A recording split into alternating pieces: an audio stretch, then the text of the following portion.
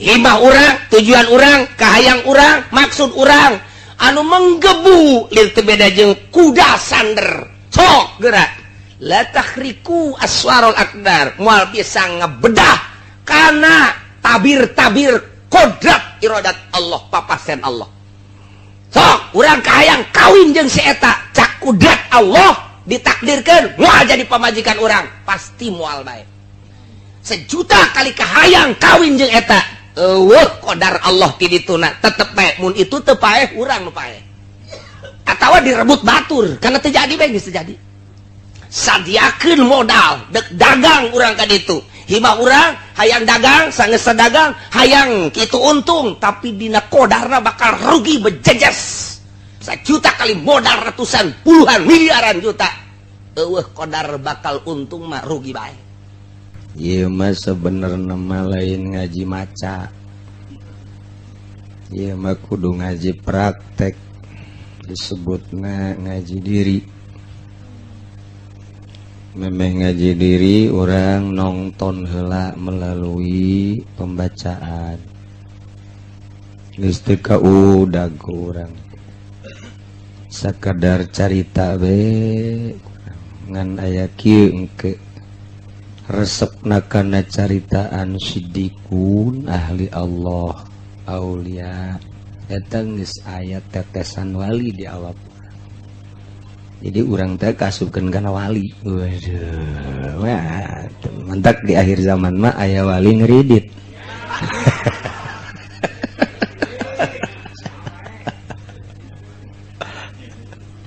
ya Allah karim wa adna nasib at-tasdiq wa taslim pangahandapna bagian kewalian ngabenerkeun ka perjalanan wali jeung kawalina oge pasrah terhadap wali-wali Allah Subhanahu wa taala. Muhammadiyah mah mun nyaritakeun wali ngajebian ka urang. Giliran bae kadesek-desek aya cek dina wali jaya dina Al-Qur'an lagi. Coba pang nyontoan ke itu Pak Amin Rais. Jadi Amin Rais teh wali. Jadi tenyahun ka ukuran-ukuran wali-wali Allah. Hese jeung Muhammadiyah. Rada babarian keneh jeung kitu bangsa Syiah. Nya nama ka wali tu pahar. Di sisi eta. Di sisi lain berat di Syiah.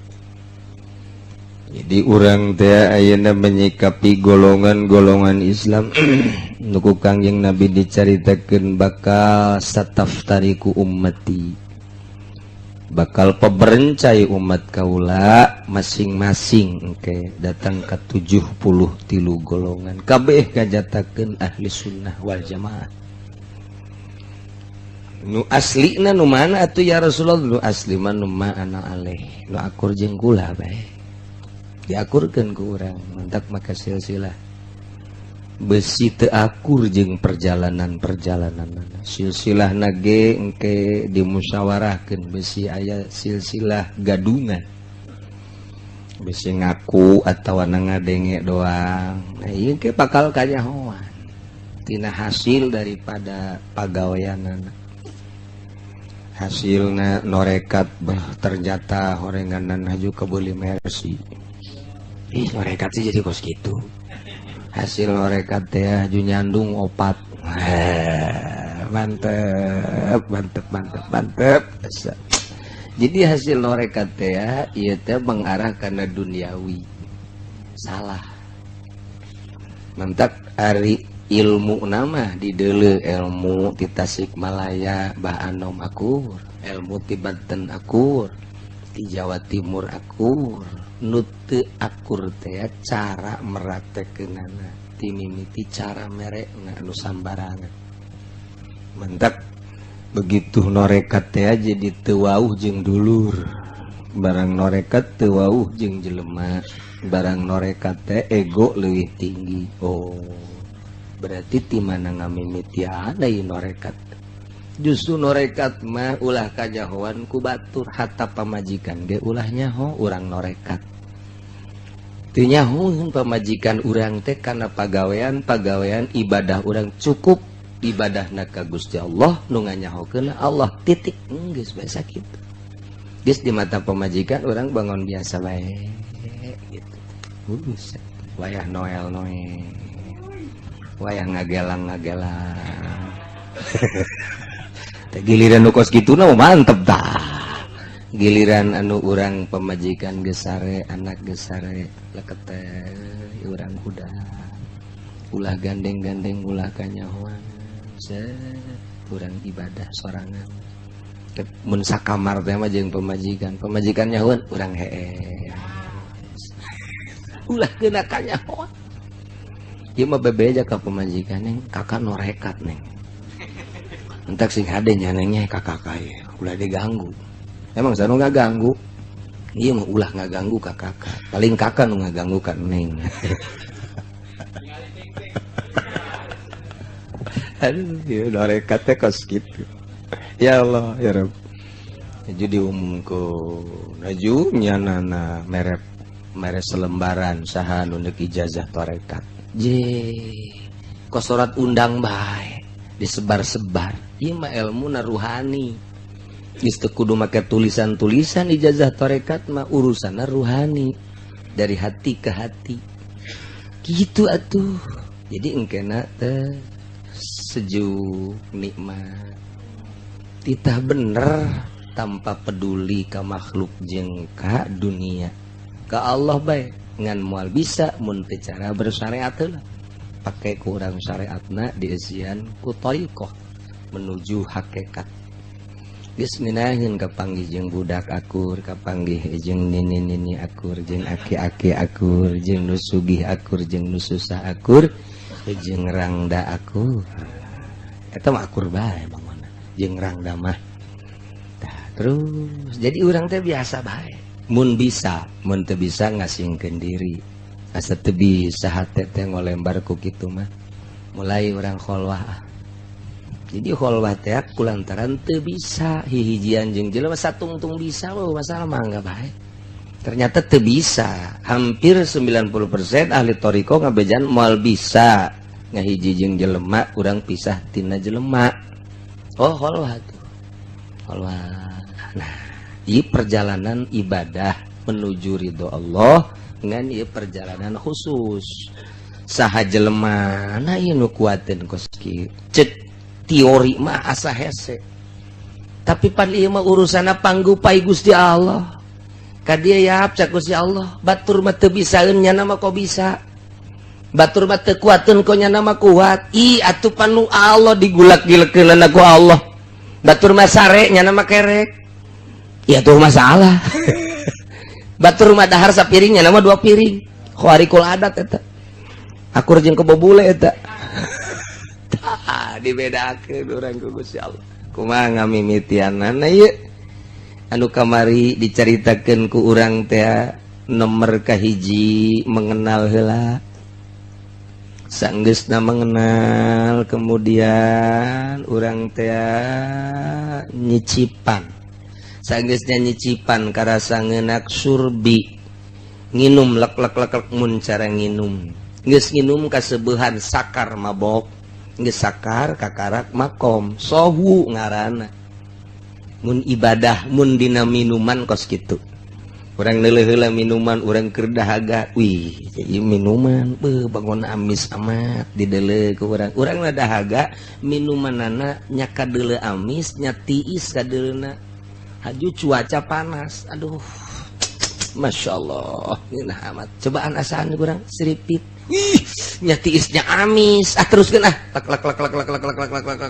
ululu turab hayang keneh nginum deui hayang keneh nginum deui bungkiang sakar ngaranna ngarasakeun seubeuna nginum makom ngaranna makom teh cager geus dahaga geus henteu tiis karasana ka awak eta carita minuman kuari ibadah ka Gusti Allah dimimitian urang ku mengenal Allah heula ti wujud kidambako terus urang ditafakuran mengenal melalui tafakur pan urang teh mengenal Allah teh melalui syariat heula can kaharti cenah kiai mengenal Allah melalui syariat ngaji heula sanggeus ngaji cobaan ku ari ceng kulan sia geus ngaji geus nyaho kana haram jeung halal insyaallah syariat tah wauh berarti sia ka Allah wauh melalui syariat coba nek dicoba ku aing sia coba inan ya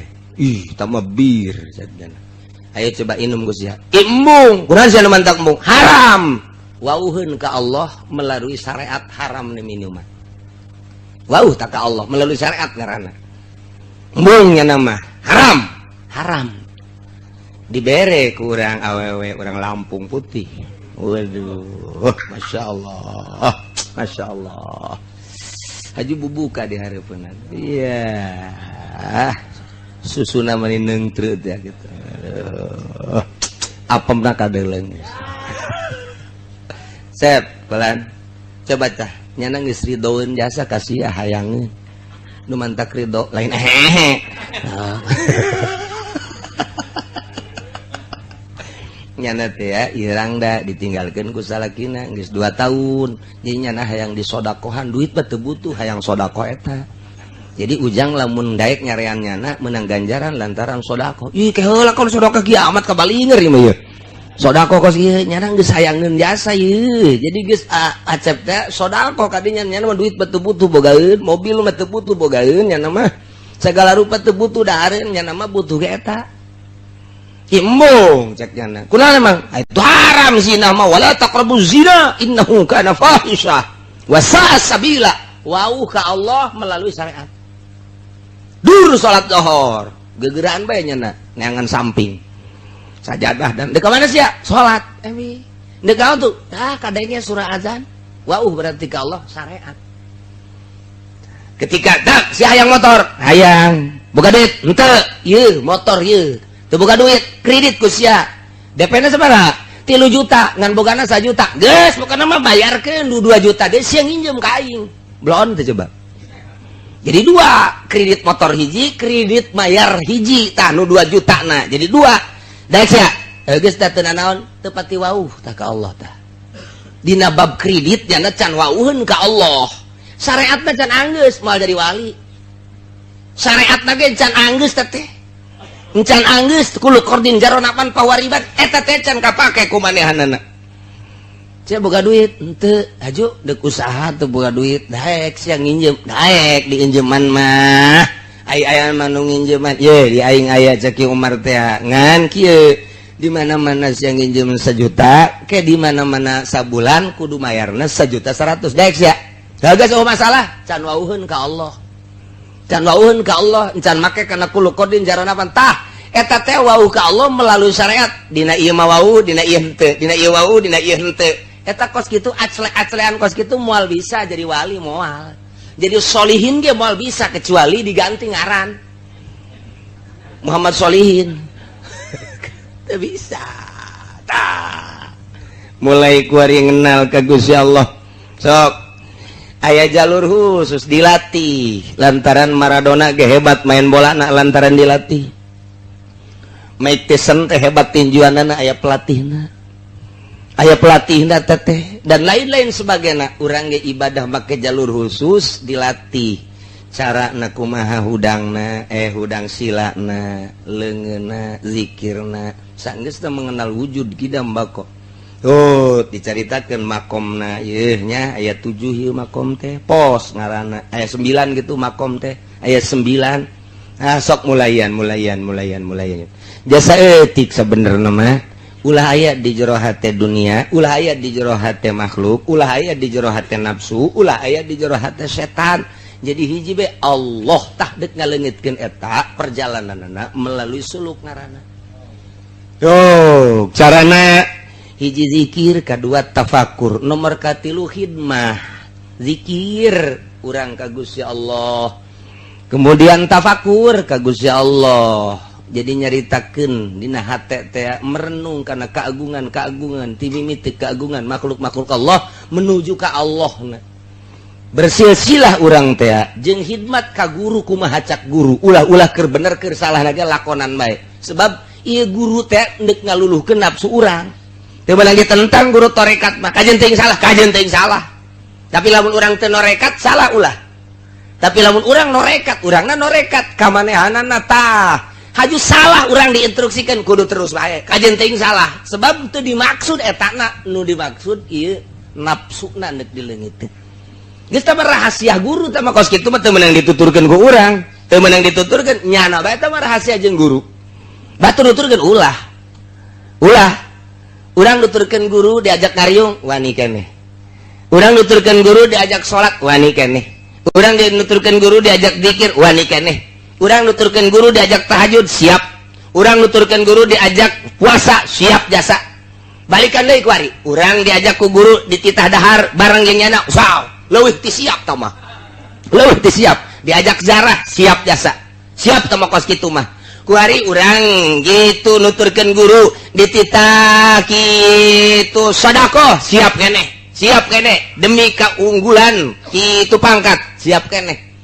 Nah kuari cak guru teh aki tuturkeun aing ayo pas waktu sholat waktu zuhur teh sholat guru asar teh sholat bingung murid je kumanya ieu nya guru geus teh sholat ulah loba ngomong sia segala mikiran sholat segala naon tuturkeun aing ieu si aing nuturkeun bener apa teh ulah loba ngomong sia bener tah teu aing tuturkeun maghrib gitu sholat asar gitu urang nu biasa sholat titah nuturkeun guru teu sholat teu kuat urang pipisahan bae can kuat urang jeung guru can kuat memang kos kitu perjalanan kawalian mah nya cenah aya nu teu salat lain maksud teu salat datang ka mana ieu luluhna geus kos kitu bae teh urusan tarekat aneh bae geus aju dituturkeun ku batur atuh ulah tah urusan nyana jeung guru hese atuh hese nu mantak saha nu bisa jah hese nuturkeun guru mah kos kararitu teh nu mantak ulah nuturkeun lamun teu dititah eta mah kan dititah kuari nuturkeun bae cek guru ulah nuturkeun aing mah sia bae henteu kula mah deuk nuturkeun bae ulah siapa bae heula aing tah nu tadi mah dititah kudu nurut bae kuari mah teu dititah deuk nuturkeun bae atuh ulah nalika naik ka gunung ulah sia mah nuturkeun bae nalika ngojay jak ulah ge bisa ieu nuturkeun cak ulah bisa naik ke gunung bisa ke leuweung bisa ya ngojay bisa pelebah ka seuneu ayo sia aing dituturkeun bae mah guruna ka seuneu terus tuturkeun aing tuturkeun geus sia titah ulah ge terus bae lah terus bae ge tuturkeun tutung tah eta teu meunang tah ketika ulah cak guru atuh ulah bae ketika nuturkeun kajen teuing salah teu dimaksud salahna guru teh deuk ngopenan nafsuna dek nepenan lelembutan supaya orang bisa ngobrol jeung Gusti Allah. Urang mah pan ngobrol teh jeung nafsu, pan aya ahli tarekat mah ngobrol jeung Gusti Allah per detik-detikna. Cek Gusti Allah lempang, cek Gusti Allah salat, takbir. Sing ada teh pikiran ulah ka ditu sia teh keur dibimbing ku aing, cek Gusti Allah. Eueuh deui pembimbing nupang sagalana mah aing. Lurak-lirik sia mah keur dibimbing ku aing. Aya nu liwat ulah sok neuleuh bujur. Nah, sekarang ngagitek na di deuleu. Keur salat sih mah neuleuh ngagitek. Waduh. Cak pikiran orang kos inul bae batal sia. Geus datang ka inul lain usul ilallah usul ila inul. Dibimbing urang teh titah kos kitu tah. Moal bisa teh kos kitu mun teu zikir jeung tafakur jeung khidmat ka guru moal we kajen kumaha ge. Tah eta teh keur carita metode, ari anu dicokot mah ku Gusti Allah langsung ditarik ku Gusti Allah. Nah murad ngaranna henteu ngaji deui henteu suluk deui ujug-ujug boga kaistimewaan kadeuleu ku urang hajunya nage ibadahna pohara jasa dimurad tah mah kos Ki Fudail bin Iyad atau dimurad ti leuleutikna keneh atuh dimurad tah urusan Allah tah mah ku Allah nek dimurad kos nabi atau tileletik kene dibimbing masum ieu ge dek dimurad ku Gusti jadi aya nu dimurad aya murid melalui suluk ngaji heula sageus ngaji dinyayankeun diberes sinar ilahi ku Gusti Allah di hatena nah ieu lolobana mah kos kieu nu meunang ngaijazahkeun ka baturna murid nu murad mah teu bisa sebab teu boga silsilah meunang ti sahanya praktekna ka murid kudu kieu teu bisaeun teu bisaeun tah mah ngaranna laduni langsung ti Gusti Allah nu bisa ngaijazahkeun mah nu puguh belajarna alif ba ta sa jim kakarak ulah kitu gitu engke geus berangkat mah masing-masing atuh mangga bae mantak aya murid ngelehkeun guru dina toriko ge sarua aya muridna mah ieu teh ngan sakadar sakitu pangkatna misalna ngan pangkat walina wali teh ngan sakadar walina kitu nujaba aya ieu mah pangkatna kok jadi muhtar mah pan wali muhtar mah ngan 3 saumur hidup dunia ngan 3 pae hiji tambahan aya imam mani ngan 2 aya autad ngan 4 Imam Syafi'i diangkat jadi wali autad kutub dina autad tah eta teh ngelehkeun guruna Tuan Abdul Qadir tuh ngelehkeun guruna sarua bae naik bahkan guruna ge geus caritakeun bahwa murid kula anu bakal jadi kutubul aulia mah kula ge aya di handapeun nyana tah eta tergantung dah nah ieu nu bisa ngaijazahkeun teh anu belajar dibimbing nah kabelah itu udah cerdas lempang sorangan ka timiti mana ngamimitianana nah ieu nu dicaritakeun tadi dahaga urang hayang usul ilallah parabotna geus aya ilmuna kuari urang berangkat ninggalkeun dunia jeung makhluk menuju usul ilallah ku cara zikir jeung tafakur hidmat kanu jadi guru sesuai jeung aturan anak berangkatlah nah terus di dieu wa yuqalu al ahwalu mawahibu diucapkeun ari ahwal mah pamere wal maqamatu makasib ai maqamat maqam eta adalah diusaha wa kasbuha huwa taqaddumul ahwal alaiha ka'annaha nataijuha ngasabna kana maqam eta adalah diheulaan ku ahwal ka'annaha nataijuha seakan-akan natijah daripada awal eta adalah maqam wa qaulul ahwal mawahib yakni ba'da taharuk fi jalbiha qaskuma ka khalqil awaid batur tipe ting sare ieu mah hudang kharqul adat ngaranna kemudian kitu batur dahar ieu mah henteu eta ngaranna kharqul adat batur manginum nya nama henteu batur beuh nu ngaroko ieu ngaroko kharqul adat ngaranna batur teu ngopi nya ngopi kharqul adat eta kabawa ku juri eta nu batur mah keur ngaji eueuh nu nundutan nya nama nundutan kharqul adat sarua bae eta gitu kabawa ku setan eta tak ikut kharqul adat ye. Jadi adat-adat kebiasaan manusia kebiasaan makhluk ditinggalkan ku urang eta teh hese kumaha ngamimitiana nah lamun urang eueuh guruan hese madak makelah guru cing coba kumaha kieu lah ya guru beat ngaranna kuari hiji awas jauhan kabair mangga nyaho sia ka kabair nyaho besi kurang nyaho ditulis mantak Mama Bakri nulis heula kabair padahal mah geus loba dina kitab-kitab kabair tapi lantaran ieu endek dimuridkeun ieu kabair dage ditulis ku Mama Bakri sempur dina kitab torekatna nulisan heula nya na kabair teh 1 2 3 4 5 6 7 8 9 10 40 kabair asana jang teu 40 wae dina fikih mah pan ieu mah thariqah kabair teh ditambah ai urang eueuh guruan mah hese tapi lamun aya guruan jadinya ho sing hade ieu kabair nya ieu nya sing hade tah ieu sia kudu dijauhan ieu kabair teh dibaca ku muridna bo kabair teh urang mah nu nyaho teh mabok zina maling judi maehan eta kabair anu geus jelas tah kos kararitu horenganan aya 40 dina tarekat mah kabair teh pandek usul ka Allah beres. Nah ieu nu sogoirna ieu nu sogoirna leuwih loba sogoir geus tinggalkeun ku sia nu kabair tinggalkeun nu sogoir urang nuturkeun eta bakal khariqun lil adat naon sababna sebab beda jeung kita pikir ku eta bae ge geus beda urang bakalna geus beda bakalna tah ku eta bae ge heulana encan nae ka ditu lantaran naon lantaran puguh jalurna batur mah nyebutkeun kabair teh nu tadi teh ya ieu mah macem-macem kabair sogoir teh macem-macem geus urang bakal beda jasa jeung batur dina tingkah-tingkah urang padahal urang teh can sakumaha kakarak ge datang ka sogoir jeung kabair jeung sogoir lantaran make doktrin kabair jeung sogoirna tas sakieu kabair tas sakieu sogoir ku ngalaksanakeun eta bage urang geus kadele beda ge bakalna jeung batu. Geus bakal beda. Dahar mah dahar bae, tapi daharna ukuranana ukuran jang salat bae. Mun urang ngalaksanakeun berarti mun urang ngalaksanakeun urang tepat. Mun urang teu ngalaksanakeun eta dosa. Dina ilmu tarekat mah teh leuwih ti kabutuhan dosa. Terus kabelah dina waro. Watu dakikul waro. Anjeun kudu nganya-nya kana apik. Sok timbulkeun di diri maneh apik. Apik awas. Mimiti dahareun kudu apik, inumeun kudu apik. Awas, awas kudu apik. Cak guru, dina kitabna dibere kaapikan urang teh ieu. Awas kudu apik nya singa de. Ba, bogana kendaraan, bogana baju dan lain sebagainya kudunya hokokot soranana diapik-apik. Urang bakal khorikun lil adat. Ku geus sakitu bae nuturkeun metode eta bae bakalna geus khorikun lil adat urang.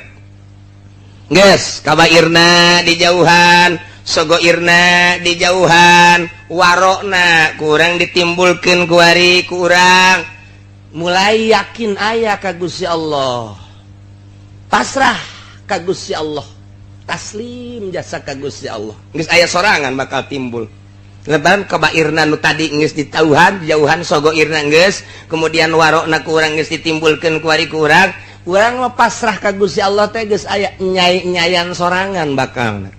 Bakal nyai-nyayan sorangan otomatis bakal aya. Ngeunaheun hampa, make metode ngaranna. Make metode. Nah, kuari geus eta mah urusanana kos kararitu. Nah, kuari mulai mata jeung ceuli dikaallahkeun. Ulah ayana naon di jero hate kunu tadi geus dilaksanakeun urang geus bisa. Kos belajar nulis hayang bagus urang nulis atuh henteu nuturkeun tulisan teu henteu make metode digentur mah ieu nyieun alif. Cara nyieun alif kos kieu ye. Urang dipagahan nyieun alifna kieu ye. Nyekel kalamna kieu penana. Nyokotna kieu ye tet nyieun alif nya ba kieu ye dideleukeun urang. Deuleu ye tah nyieun ba kos kieu cet tak kos kieu terus ain ogen Pak dideleukeun teu meunang teu deleukeun kieu ye carana lamun nyieun ain kieu set tuh eureun ka dieu puterkeun ieu kabuter-muterkeun kalamna kudu dideleukeun ku urang awas bisi salah puterkeun set puter ka dieu puter tek aya tipis kadal nyieun dal kieu ye tek tah sok eta bae heula teu meunang urang tulis nu lain nulis eta bae alif kudu akur meunang ti guru.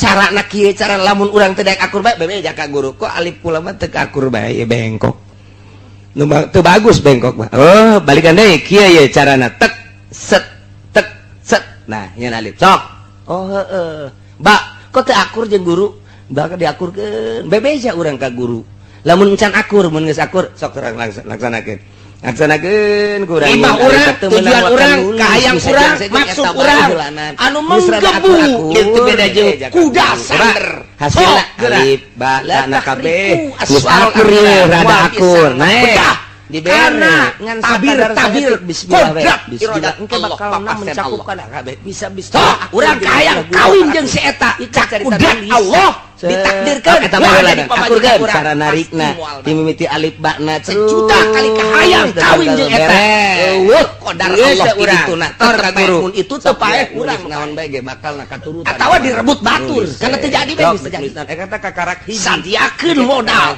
dagang urang ka ditu imah urang hayang dagang sangeus sadagang hayang kitu untung tapi dina qadarna bakal rugi bececet sakola teu kudu sajuta kali modal urusan puluhan miliaran juta yang ripi ieu dewan ieu terus kabeh hot sawabikul himam la tahriku jadi bisa seorang moal bisa tah eta teh dibuktikeun ku perasaan nu mantak ngaji hikam mah kudu dibalikeun macana cak guru cara warokna ieu kos kieu warokna harti guru bebeja maca hikam mah mun can dibalikeun can bisa urang dipeuting kabeh lamun masih keneh kos kieu keneh bae lah kudu carana kumaha kudu dibalikeun sugan teh mah dibalikeun macana dibalikeun perasaan lamun urang can tibalik perasaan lain wali kemudian urang dipandian raga pe diri urang mah kieu aya Allah aya naon dalilna Mayit aya teh geus kudu boga perasaan bahwa urang teh keur dipandian. kudu kumaha tuh Mayit beres, mayit wudu beres, urang boga perasaan mayit bae terus. Beres terus urang teh make baju, urang teh keur dibungkus mantak nu bagus mah nu putih abis jadi mayit bener. dalilna aya aing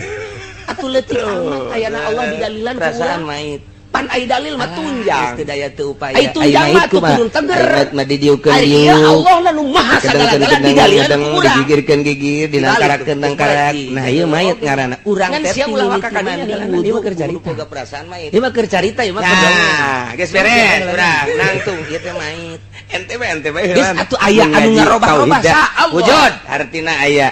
nya teh keur dirubah Aya Allah Allah dada melana aya Allah dirobahkeun aya dada melanana Allah. dada melan teh jadi dalil Allah sedengkeun cek ilmu mantek dalil teh hujah teh tunjang Allah teh maha sagala-galana ditunjang kudu eueuh teu kaharti cek saha ilah ku Allah mainnya aing mah tunjangna lemah amat ku Allah dirukukeun kudu kumaha ku tuh Allah disujudkeun ku Allah atuh hese tah di dalilan ku ayana Allah tibalik tamun hikam geus maca hikam tibalik eueuh nu aya Allah heulana Allah bae geus jadi lamun can tibalik can bisa bab naon ieu urang geus sawabikul himam la ieu kabairna tinggalkeun ieu sogoirna tinggalkeun waro tarik pasrahna ka Gusti Allah urang geus pasrah di awalna dina hikam sawabikul himam kumaha layangan di betot turun sanggeus di betot turun tet naon garang-garangna digitukeun teh diulur tuh ai osok masih ngadulang layangan penyaho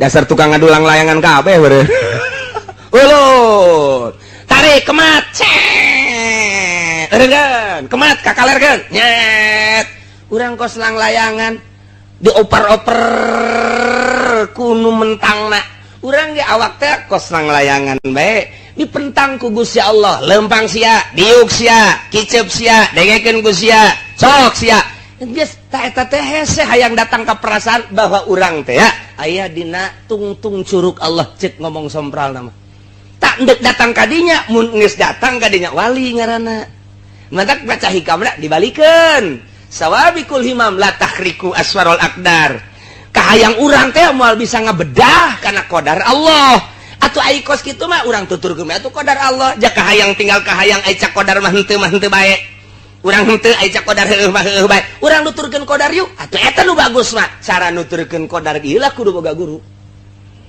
nah ieu nu hese ge neangan guruna eueuh cenah meureun ge atuh aya satungtung dunia aya can kiamat guru torekat aya coba cenah pangneangankeun atuh guru torekatna guru torekat mah kadang-kadang babarengan jeung urang kadang-kadang ngobrol jeung urang kok atuh teu nembongkeun jeung teu mere atuh pun siana can siap encan siap kacangna geus aya jagongna geus aya dek dipelakeun ari encan digaru-garu acan mah deuk kumaha melakna kacangna geus aya parena geus aya sawahna can dipacul-pacul acan mah atuh deuk kumaha ditandurkeunana geus dideuleuh heula kesiapan tanahna ieu nak dipelakan pare woh lamun geus diwaluku geus digaru geus siap kakarak ditembongkeun ieu bibitna kieu cara melakna ieu deuk melak kacang mana tanahna tah ieu zikirna geus aya nu deuk mere zikirna geus aya lahanna nu can aya tah dibalikeun ke bakal tibalik sorangan urang sababikul himam la tahriku aswarul akdar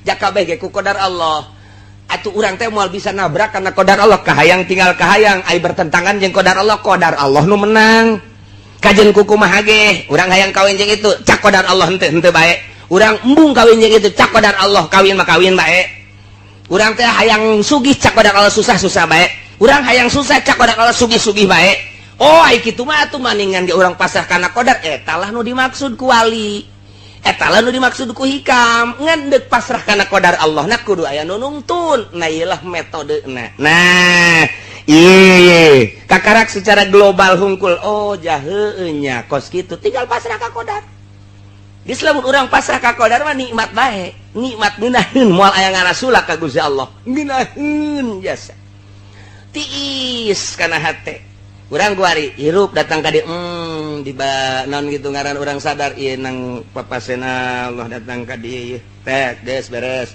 tinggal urang kuari menuju ka hareup nu enggeus ka tukang teh dosa malulu berarti lantaran urang teh ku sakieu ku salat 5 waktu jeung naon kitu ngaranna rawatibna jeung wiridanana engke di mana urang diangkat dari pangkat solihin eta salat urang teh asa dosa eta urang salat urang eta asa dosa diangkat jadi wali di pangkat solihin teh urang asa dosa urang teh nobatan kerja di solihin ge ieu teh teu kaburu bae henteu kaburu teh lain teu kaburu teh anggeus-anggeus ditobatan bae urang teh eta kos kitu jadi lain nobatan itu lain nobatan kabair sogoy nobatan urang di pangkat solihin ge ieu teh teu anggeus-anggeus istighfar deui tah jadi kuari mah hayang tunduk kana qadar Allah na ieu bakal timbul khawarik tidinya timbul sorangan wa kaunul ahwal mawahib yakni ba'da taharruk ijal biha kataharrukil awaid wa huduri hal ki zikri hadir jeung riungan zikir lain riungan zikir cara urang lain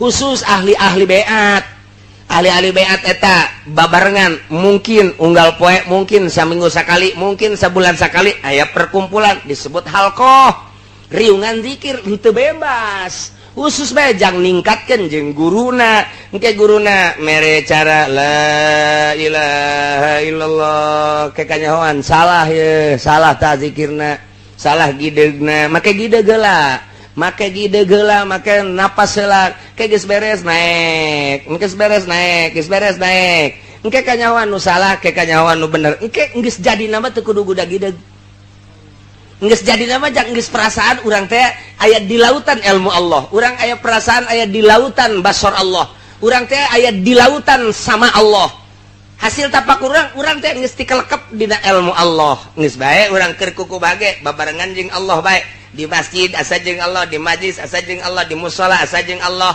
atuh di kota asa jeung Allah di leuweung asa jeung Allah nu matak nya mah teu kahalangan ku rame teu kahalangan ku nanaon sanajan di nu rame Allah bae hate teh nu rame-rame teu kadeuleu ku nyana sanajan kadeuleu eta teh dianggap ku nyana hiji we Allah bae teu kakarak secara global dong na ieu hulanan tah ndik jadi wali teh kahorkil awaid wa huduri hal kizikri wasima jeung ngadenge mata parugil batin ke anjuran-anjuran guru bari batin urang kosong nanaon hanya ngadengekeun we ti guru sehingga urang bisa meraktekeun naon hasil ti guru kosongkeun minal alaik tina alaqo tina dunia tina makhluk tina nafsu tina setan urang ngomong kitu ku hese amat ku cara metode nu tadi bakal eueuh sorangan urang kuari kita ulah resep kana dunia moal bisa kajen ku kumaha ge dipaksakeun ge moal bisa lantaran urangna encan berangkat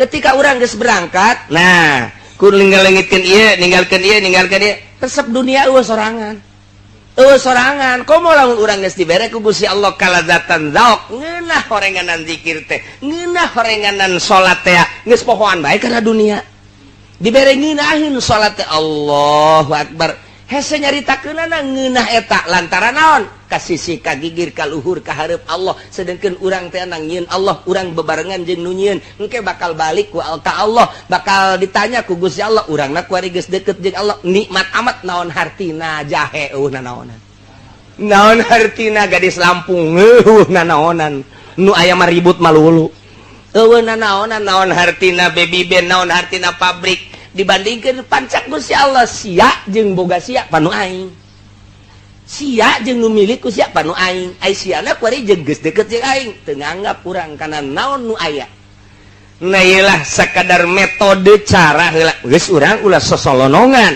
kuari mah urang keur syariat nyareat bae ngan urang sabisa-bisa naon anu sok dibacakeun ku guru dipraktekeun urang tuturkeun ulah ria sabisa-bisa urang ulah ujub sabisa-bisa urang jeung adab-adabanana sabisa-bisa urang eta ge sarua bae kos kitu ge ngan encan make bimbingan khusus doang ai dina zahir mah bakal akur jeung bakal ngeunaheun sarua salat ge ngan ngeunah biasa bae encan ngeunah nu sakumaha moal ngeunah nu sakumaha dibimbing ku guru ngeunah mah ngeunah tadi coba ge nu tadi da urang usolli sejak kaula salat fardu zuhur 4 rakaat capek teh salat kos kitu teh lain lalagan capek bae sok tinggalkeun geura Allahu akbar Allah nu maha agung bakal hampang Allahu akbar ih ngeunaheun salat ti peuting teh sababaraha rakaat ieu mah lain lalagaan kula mah wani sumpah lamun urang make Allahu Akbar menang opat menang genep ge capek. Tapi orang lah Allah mah nyahoeun ya. Urang nu mantak hudang ge dihudangkeun ku Gusti Allah nangtung tengah peuting ieu teh pan nyahona urang tahajud teh Gusti Allah atuh Allah teh nyahoeun meneh urang dijieun ge nyahoeun geus Allahu Akbar hampang teu pati dijerokeun teh ge beusi urang pindah ulah urang makom salat bae makom sake lamun geus beat mulai teh kitu sorangan oh jah heueuh gerak urang ternyata digerakkeun ku Gusti Allah horenganan je atuh hirupna ge nang pamere Allah geus datang ke ajal mah dicabut ku Allah atuh kunaon atuh urang meta sorangan nu mantak ulah meta sorangan arih nafsaka minat tadbir senangkeun diri maneh tina uras-urus dunia pamakoma bihi gairuka anka la takum bihi binafsik di mana-mana urusan dunia aya nu ngurus Allah ulah sok milu-milu ngurus siapa ibadah ka Gusti Allah dunia aya nu ngurus urang mah lain ai ibadah nu dititah ku Allah henteu ari dunia nu diurus ku Allah ku urang diurus ai sia ikut campur urusan aing cek Allah bloon amat balikan ke orang eta mah makom syariat lamun dimakomkeun makom hakikat teu meunang urang urusan dunia turun pangkat urang aya sir bae hayang kana dunia turun pangkat kunaon dipake ka hayang jata mah urusan aing anu diudag-udag ge ku aing teu dibere mah henteu bae cak Gusti Allah anu henteu diudag-udag ge ku aing dibere bae yakinkeun urusan aing teh mah siapa bae madep ka aing bisa araredan ieu lamun diteruskeun bisa araredan datang ka ieu mah ieu ka pamajikan warung urusan tah kunaon geus kumaha Allah bae mah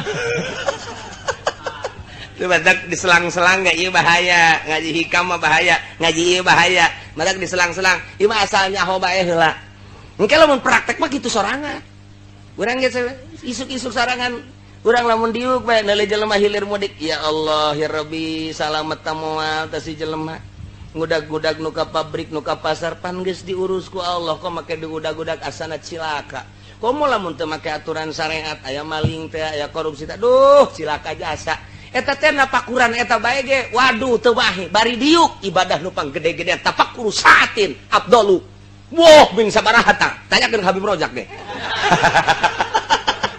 nu mantap Habib Rojak mah tilok salatnya nama tapakur bae bari ngarokoknya nama siat beak rokok meuli deui nya nama ajeuna mah salat henteu tapakur henteu geus di luar dugaan geus kadinya mah geus hese bae iwal tinu ngalaksanakeun nya engke kanyahoan si itu norekat sebenarnya mah si itu norekat teu kudu bebejak kanyahoan naon tina langkah-langkah pagawean jeung tingkah bakal kanyahoan sorangan nyambung ke nanya di mana menang sana datang kitu bae atuh kula tak baik ke Bandung begitu ke Bandung atupan santri loba jasa kunaon tuh dipanggil di mana kenging sanad jih nyahoeun ti mana teu nyahoeun terus dibawa ku nyana ke Bandung naik mobil ke ditanya deui ti mana encan buka rahasia di mana kenging sanad ujang sakali encan dua kali encan tilu kali nyana keukeuh nah ti mana oh abdi kenging ti abah emang saha abah oh kanyahoan kunyana padahal salat bareng jeung batur naon bareng jeung batur sagala rupa bareng malah mah batur mah leuwih hararebat kula mah biasa-biasa bae kanyahoan jak kuari ge sanajan kuari kanyahoan nu boga sanad jeung nu henteu mah sarua jeung nu keur cicintaan jeung henteu atuh kanyahoan culak-culek bae neuleuan jam bae boga SMS ya lain deui ngaji rada kebelnya hujan deui aduh dibales deui kunyana ka ditu SMS na hujan Assalamualaikum warahmatullahi wabarakatuh.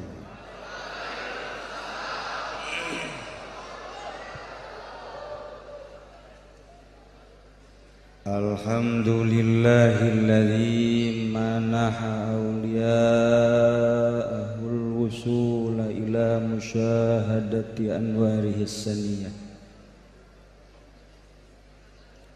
wajtabahum liirsyadil khalqi wa ib'adihim anil wasawisi syaitaniyah waja'alahum abwaban liman yuridul wuluja lihadratihi wa khassahum bil ma'arif wal asrar min baini khaliqati wa aminahum fi kitabihil muqaddasil maknun بقوله ألا إن أولياء الله لا خوف عليهم ولا هم يحزنون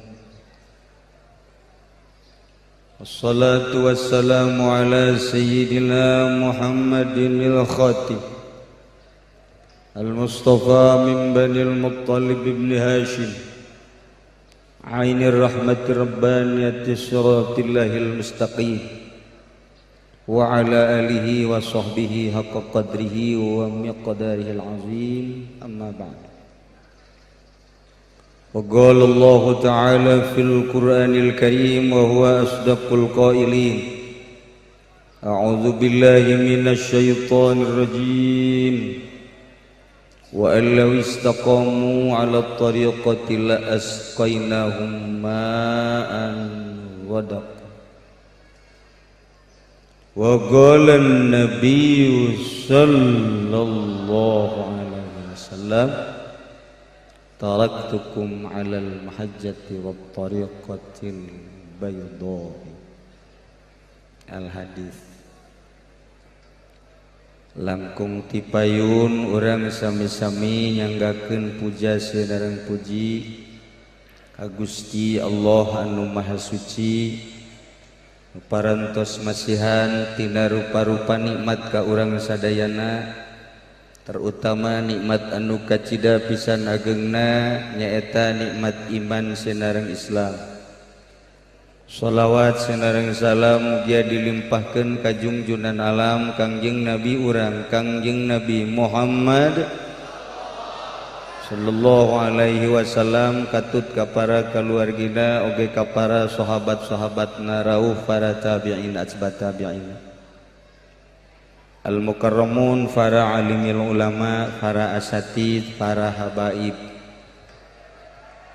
bil khusus ka Habib anu ti luar negeri Habib Zain bin Yahya al-Yamani nu ayeuna parantos aya di tengah-tengah urang insyaallah sakedap deui di belah kaler bakal muncul ka dieu ayeuna nuju istirahat oge Habib Abdurrahman al-Hirid teka kantun Habib oomean kula Habib anu rupana teu siga manusia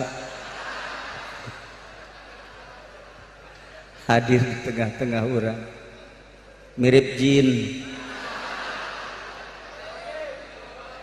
aparatur pemerintah wabil khusus ke kepala wilayah DT2 Kabupaten Tangerang Bupati anu anyar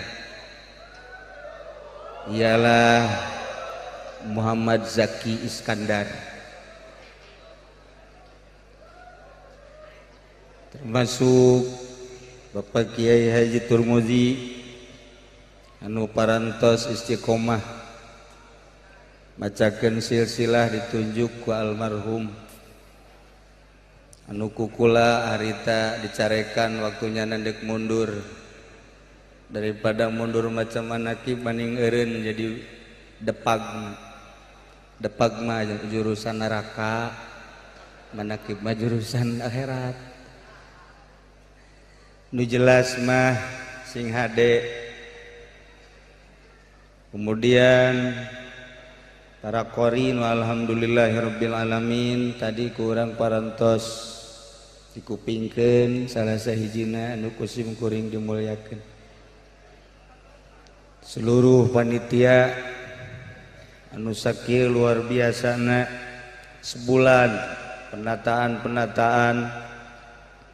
dalam rangka haul Tuan Syekh begitu antusias anu kusim kuring dimulyakeun kalayan inayah ti Gusti Allah Subhanahu wa taala alhamdulillah anu biasa urang hadir setiap minggu di majelis ta'lim tapi dina minggu ieu berubah wajah urang pindah tempat di masjid anu setengah anggeus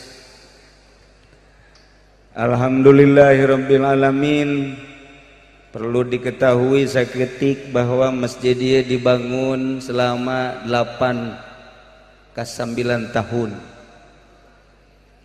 Alhamdulillahirabbil alamin, eueuh dana ti pamarentah sebab sieun besi teu ditarima.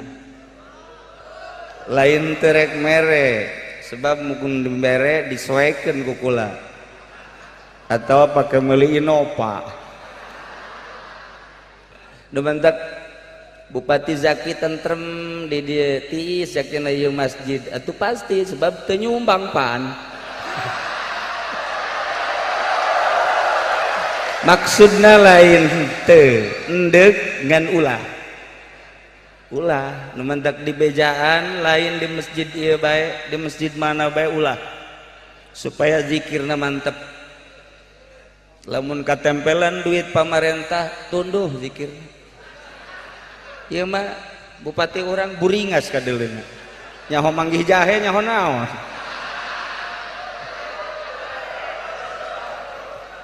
Para jamaah kaum muslimin wal muslimat rahimakumullah.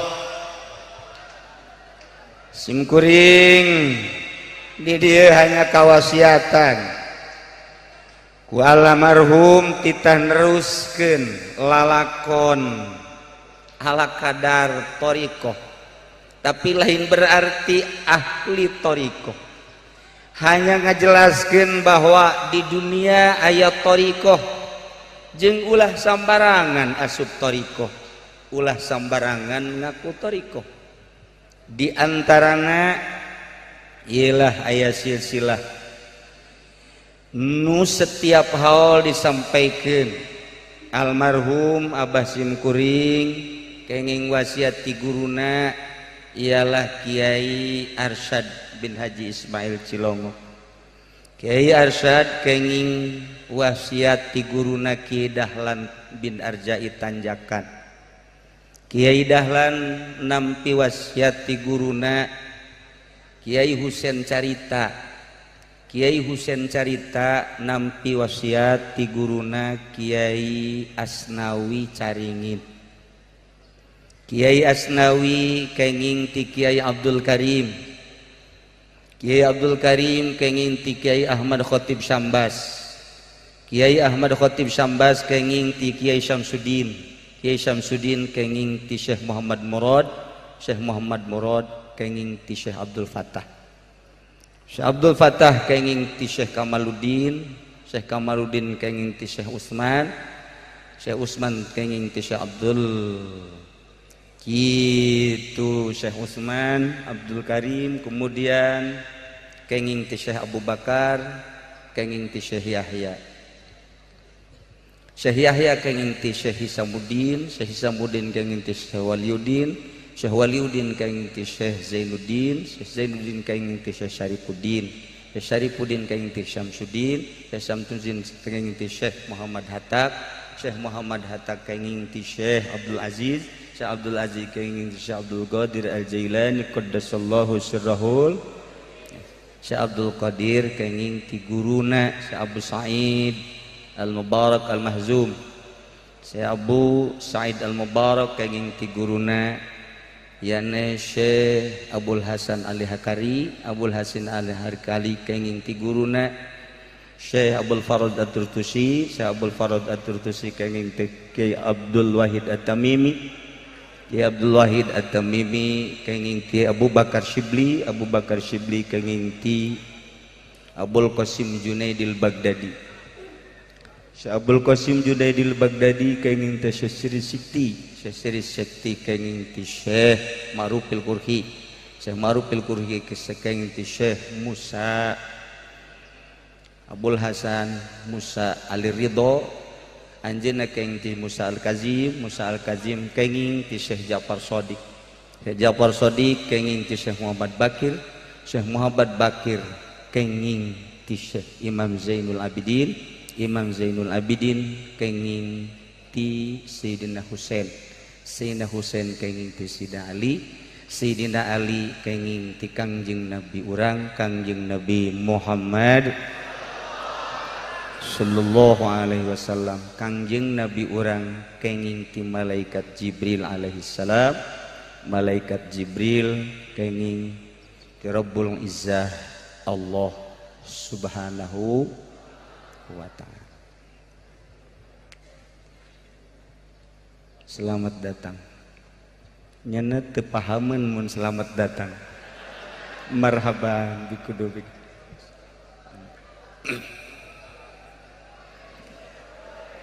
Para jamaah kaum muslimin wal muslimat rahimakumullah. Ternyata berputarnya waktu ti detik kana menit kana jam ka poe ka bulan ka tahun teu karasa. Lamun ku urang ditafakuran di muhasabah tahun kamari haul panggih deui jeung ayeuna masih di lupuk mata. Satahun eta ternyata lamun ku urang dihitung 365 poe. Lamun dijamkeun kali 24 bakal nongol 8.760 jam. Lamun Habib Rozak umurna geus 70 tahun kali eta tereh modal.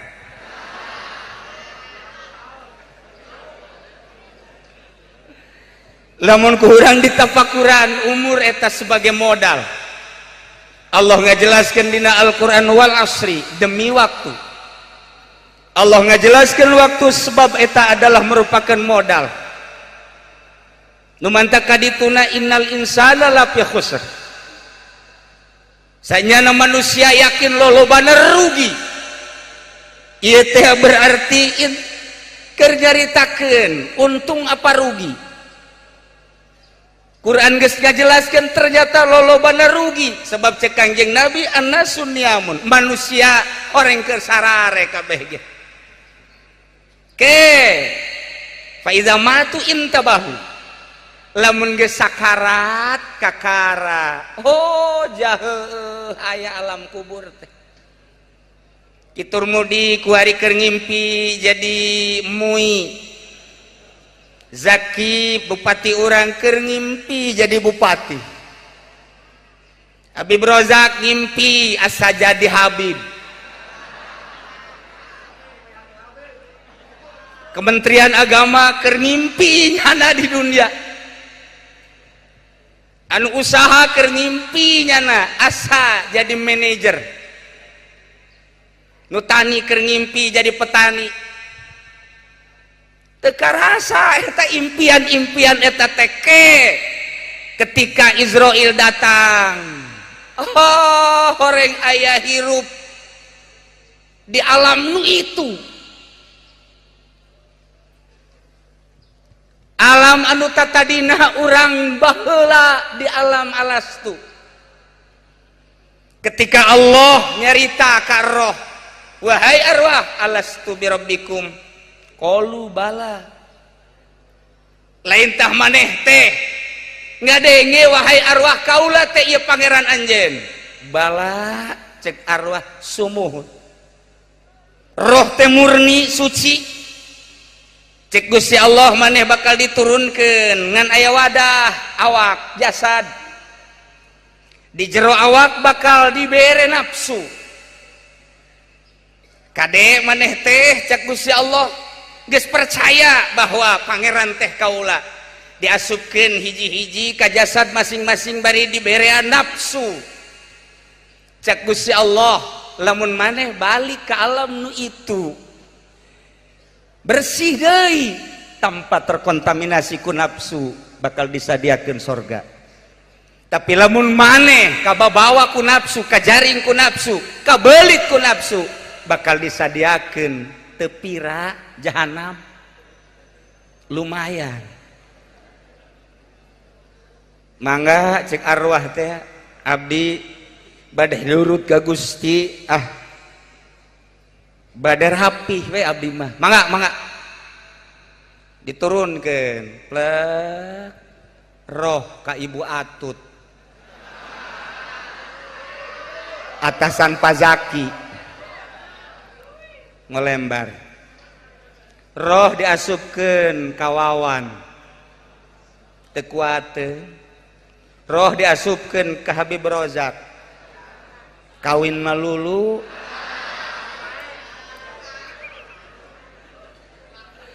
Roh diasupkeun ka kiai takabur malulu. Hampir eueuh nu salamet ye. Begitu endek asup ka liang kubur teh kabeh kabawa ku nafsu. Iyalah an-nasun niyamun, manusia teh molor ternyata. Ke di mana maut kakarak hudang. Ku ayeuna sakitu cak Kangjeng Nabi tuturkeun kaula memeh maut hudang heula. Mata kaula mah bisa perem tapi hate kaula mah henteu. Qalbuhu lam yanam wal ainu qad naisat. Mata mah perem tapi hate mah bentak. Urang mah mata bentak hate molor. Itulah para jamaah kaum muslimin wal muslimat rahimakumullah. Nah iyalah urang dina poe ieu mieling kana hiji waliullah anu geus dijelaskeun ku Kangjeng Nabi urang waktu Kangjeng Nabi di Aras rek naik solodor aya hiji roh kapayunan Kangjeng kemudian sampean Kangjeng teh ditaekeun kana pundakna cek Kangjeng Nabi mana anta saha anjeun cek tuan Syekh kaula teh cucu tuan saha ngaran Abdul Qadir ditinjak ku Kangjeng Nabi plek Kangjeng Nabi naik cek Kangjeng Nabi qadami hadhihi ala raqabatika wa qadamaka ala raqabati kulli wa waliyin wa waliyatin lillah. Dampal suku kaula aya di luhureun pundak anjeun wahai Abdul Qadir cucu kaula. Dampal suku anjeun aya di seluruh pundak seluruh wali. Iyalah nu diangkat jadi kutubul aulia Tuan Syekh Abdul Qadir Al Jailani. Mirip jeung Kangjeng Nabi salah sahiji kamiripanana lamun Kangjeng Nabi teu pernah kaantelan ku laleur unggal kitab urang teangan dina kitab supi nu mana bae hanya hiji nu akur jeung Kangjeng Nabi dina pada laleur teu daekeun ngeuntepan lam yahtalim qattu tahamut lakon abada wa matasa aba aslan fi mada zamani min hudawabu falam tahrab wa ma waqa'at dzubabatun abada fi jismihil hasan teu daekeun laleur ka Kangjeng Nabi mah ka Habib Rozak mah beuh pohara incu tinggal incu digembrong terus kitu kene ka Tuan Syekh teu daekeun laleur teh nu mantak muridna naros ya Syekhi aya naon kok aneh Tuan mah teu pernah bae kaentepan ku laleur aya naon cek Tuan Syekh Abdul Qadir hiji-hijina manusia incu Kangjeng Nabi ngan kaula hungkul anu laleur teu wanian ka kaula. Nah justru dipertanyakeun kunaon Tuan sebab laleur mah gambaran hiji sosok binatang anu aya di manusia kalakuanana panggoreng-gorengna jeung pangbiadab-biadabna anu teu boga moral adalah laleur nya nama euteup di mana bae aya makanan amis laleur euteup aya makanan pahit laleur euteup aya makanan basi laleur euteup aya makanan-makanan nu teu ngeunah cak urang laleur euteup di tai kebo laleur euteup di tai sarwiti euteup bae laleur teu kira-kira laleur mah di bangke ge laleur euteup bae nu mancak cek teh Syekh manusia bakal digambarkeun kos laleur di mana selalu nimbrung di mana bae kiai di partai aya kiai di pamarentah aya kiai di zikir nasional aya kiai laleur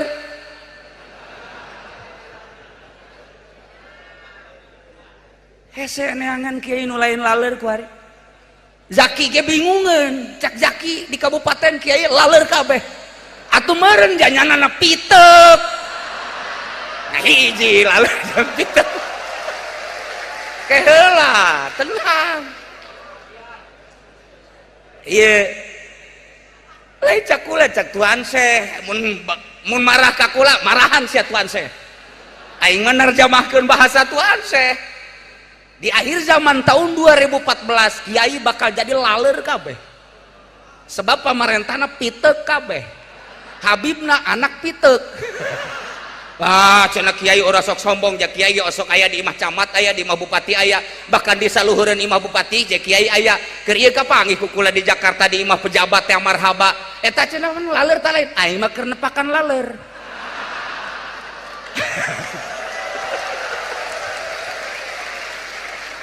tah kade bahasa Tuhan Syekh anu luar biasa indah didengekeun anak nikmat karasana nyelesap ka jero hate jang tobat mah ku baha Gusti Allah ya karim hiji-hijina bahasa Tuhan Syekh mah pohara jasa nu mantak Tuhan Syekh teh ngahudangkeun urang supaya urang teh ulah hees bae abeh urang hirup ku ari teh hudang katempo geura alam kubur katempo alam akhirat dek di bana bae urang hirup jadi kiai sing jadi kiai lu nempo alam akhirat jadi ustad sing jadi ustad lu nempo ke alam akhirat jadi pejabat sing jadi pejabat lu nempo ke alam akhirat jadi pedagang sing jadi pedagang lu nempo ke alam akhirat jadi petani sing nempo ke alam lu itu jadi karyawan kitu keneh lamun geus kos kitu senangeun Kangjeng Nabi urang Indonesia moal kadenge anu korupsi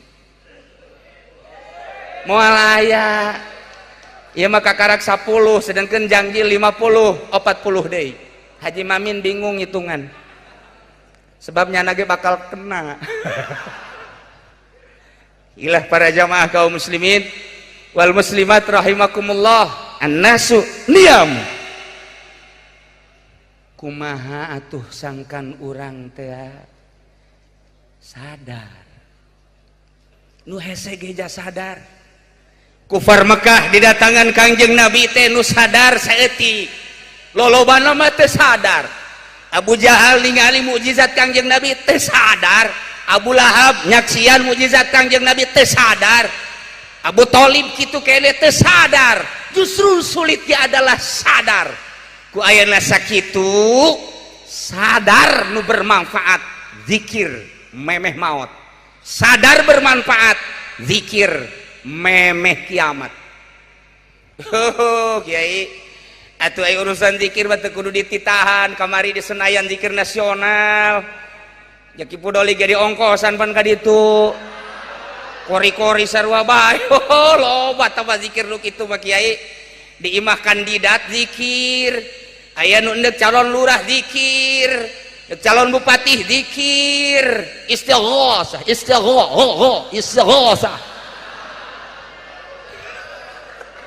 zikir tapi kumaha ieu zikir nu mantak cek Imam Ghazali la ilaha illallah kalimatut tauhid wa tauhid huwa jauharun nafisun la ilaha illallah kalimah tauhid tauhid adalah mutiara anu indah nu mahal hargana nu teu setiap manusia boga walahu kasrani ngabogaan dua cangkang cangkang kahiji cangkang kadua kakarak datang ke lubna ialah Kangjeng Nabi mere gambaran zikir diteruskan ku Sidina Ali melalui Sidina Abu Bakar Siddiq karamallah radhiyallahu anhu terus di Sidina Abu Bakar melalui jalurna masing-masing Sidina Hudzaifah jalur masing-masing Sidina Ali jalur masing-masing di dunia kaitung torikoh teh di Indonesia NU geus ngitung torikoh teh aya sekian hanya tetap hiji torikoh anu luar biasa di dunia Qadiriyah wan Naqsyabandiyah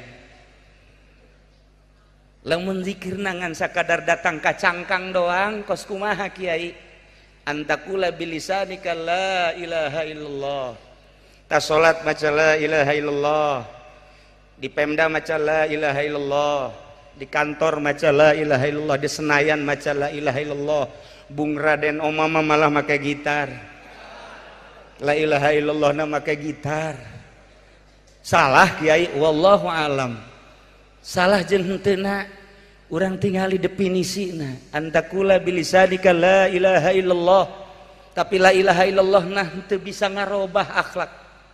La ilaha illallah dibaca, la ilaha illallah teh didengungkeun, la ilaha illallah teh disiarkeun. Malah kula pernah dititah mimpin la ilaha illallah nasional zikir di Senayan keheula besi leutik teuing bebereana teu kauji kula mah kudu gede bae. La ilaha illallah sering kiai maca la ilaha illallah masyaallah alhamdulillah lamun dinu sugih panjang la ilaha illallah lamun dina tiluna nu maotna susah 11 la ilaha illallah cangkang masyaallah.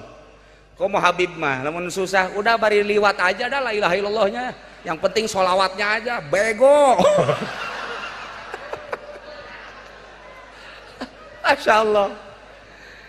Nah la ilaha illallah teh lisan, la ilaha illallah na akur diomongkeun ku sahabat, ku kiai, ku ustad, ku pedagang, ku pejabat, la ilaha illallah maknana akur tiada Tuhan selain Allah. Ngan wadah la ilaha illallah na ieu qalbu, lamun ieu qalbu la ilaha illallah na hayang dunia, la ilaha illallah na hayang berkat, la ilaha illallah nah hayang pangkat, la ilaha illallah nah hayang jabatan. Nah iyalah la ilaha illallah cangkang. Bahkan cek Imam Ghazali walakinnahu qad yasduru minal munafiq alladzi yukhalifu sirruhu jahroh. La ilaha illallah ieu teh kadang timbul ti munafik. Apan si Junaid ge maca la ilaha illallah tapi pan mabok. Ngarah ngalana ge mukmin si mukmin orang pengkolan goblok zina maca la ilaha illallah ngarana baragus si mukmin si Junaid si soleh tapi mabok. La ilaha illallah udah dibaca salat ora we mangkono di korang. Iya anak setan dari keronjok ke merene we deh ikut zikiran mendampingi jaki kaya kula wau jeung bupati teh akrab dewantek teh asa-asa batur sakola ngan nyana lulus kula henteu tapi di akhirat kula lulus jangan henteu tenang engke di dunia nyana nulungan kula di akhirat kula nulungan nyana kan ka surga kabehan mantap. Iya, bongkar gerage. Coba bongkar gerage. Ke, mana nu sebut cangkang? Nu disebut cangkang teh mafil khalqi. Watak kebiasaan aya di makhluk. Iya, eta adalah qasrun. Mafil khalqi qasrun. Kebiasaan nu aya di manusia, di makhluk. Eta adalah cangkang. Piceun eta gerage. Bakal ngeunaheun. Matana coba kuari kunci, celina coba kuari kunci, sungut kunci. Da Sidina Abu Bakar mata tadi kunci, celina dikunci, sungut dikunci. Kangjeng anu nyaritana, moal aya sahabat kaula anu selalu ngunci sungutna. Cik coba di mana eta urang meuli kuncina jeung kos kumaha kuncina? Di apotik mana nu aya kunci itu? Kunci celi atau kunci mata? Kos kumaha bentukna? Oh, lain berupa PC. Kunci eta mah adalah mujahadah. Nu tadi nafsu, nu ditendenkeun ka diri urang. Roh kahalangan ku nafsu, iyalah kudu dimujahadahan. Cik atuh perang ngaranna. Mantap Kangjeng Nabi nyaritakeun perang jeung kafir mah bisa sakiceup, saminggu selesai, sabulan selesai, mungkin setahun, 2 tahun, 3 tahun selesai. Kurang kumaha dahsyatna perang Badar, tapi sakedeung Uhud sakedeung, kamari ieu Irak, Iran sakedeung lah. Kamari ieu multinasional sakedeung lah. Perang aya geus tapi perang jeung nafsu mah datang ka maot. Cik piceunan atuh, piceun kuari.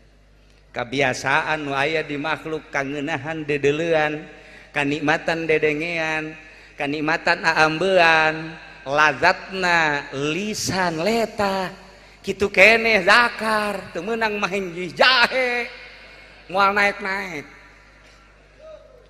Nah, pice capek Kiai, oh nu teu capek perang. Waduh, cenah ieu mah teu kuat jasa, kuatkeun. Geuning Kiai barisa, geuning wali barisa.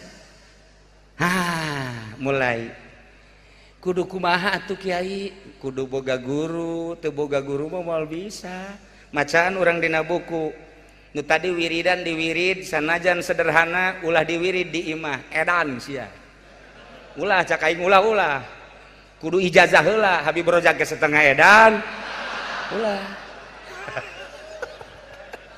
ulah sederhana eta mah hanya nyambungkeun ka Tuhan saya supaya urang diaku jadi murid dina thariqah teh aya seperti kitu. Adapun iya omean mah ai wiridan nu aslina moal katotor moal anggeus datang ka asar wiridna tas ieu mah asal bae ku almarhum Abah cirian cenah jang dibacana ieu ulah kabeh sakieu bae emang kunaon gitu lamun dibaca kabeh pinsan kabeh hese neangan nyieun kuburan aing insan kabeh sebab aya wajdu bakalna. Wajdu teh penemuan hati, istilah ahli sufi wajdu. Ketika orang babacaan anu bersilsilah dengan sedirina asa ngalayang di mana wajdu ngaranna. Kok asa indah, kok asa ngeunah. Kok aya zikir urang mah di imah teu ngeunah. Di kuncian ku urang. Urang ngala wudu make baju nu bagus sing aing hayang zikir supaya geunaheun. Eueuh.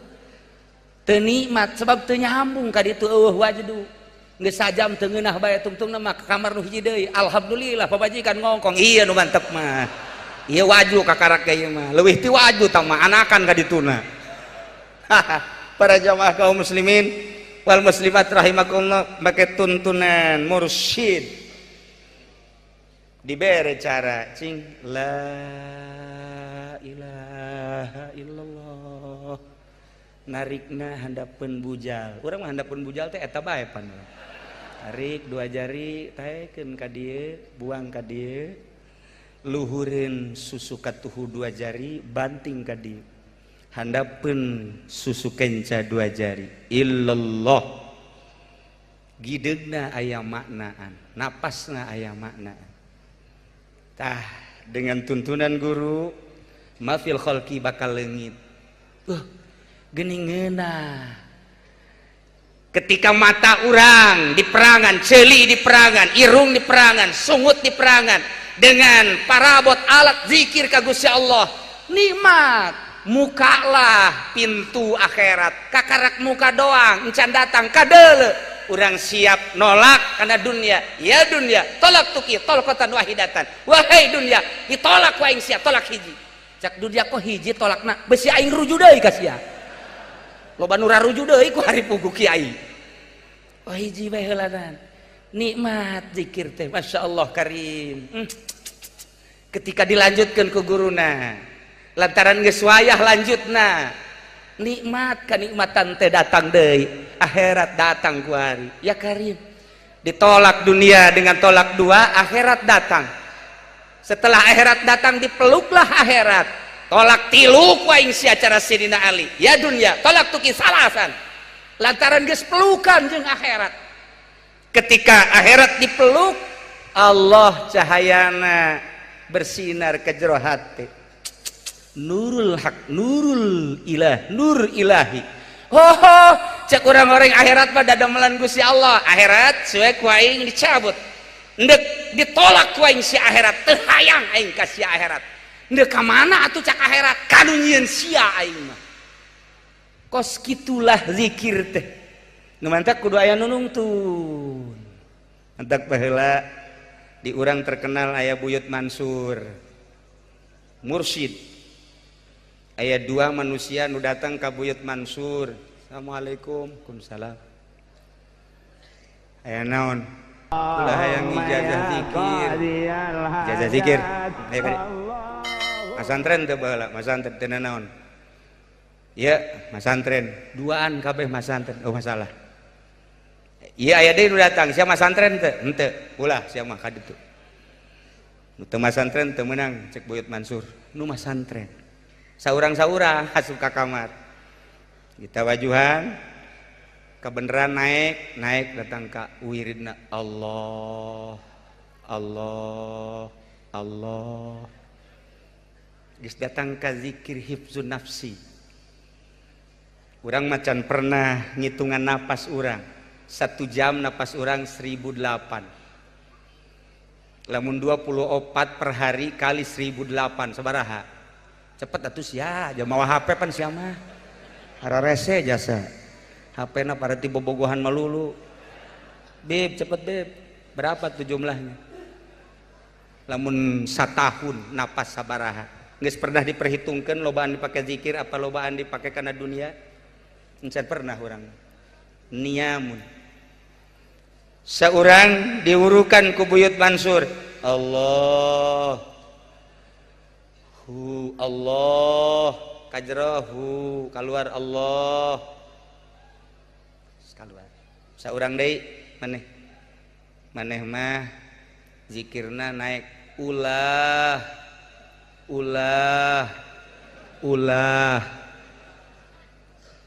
nyana keur ditawajuhan ge pan aing mah dibere ulah cakur ya datang ka imah dongeng Aisyah tadi ijazah zikir ijazah dibere naon Allah Allah Allah sesuai jeung napas Aisyah aing mah ja ulah aja kumaha aing ge bingung wirid ta ulah ieu bingung aing ge salah meureun ta Buyut Mansur kunaon mere ulah puyang yang banyak wirid ulah aing mah di Allah aing mah jeung teu kudu make tasbih wirid kos kitu mah sesuai jeung napas keur lempang keur diuk di luhur mobil keur sila keur ngedeg sesuai jeung napas Allah ngan teu meunang bapak-bapak ibu-ibu kabehan teu meunang sebab eta mah lanjutan tina la ilaha illallah engkena moal beres datang di universitas bae henteu ka SMA heula wah moal beres meunang sabulan urang ka ditu deui kunaon deuk ngalaporkeun wirid mah nya ulah ayo atuh ka ditu deui Waalaikumsalam oh sia cek Buyut Mansur muhun abdi deuk ijazah wirid teh oh ayo adi asup ka kamar sia mah naiknya Allah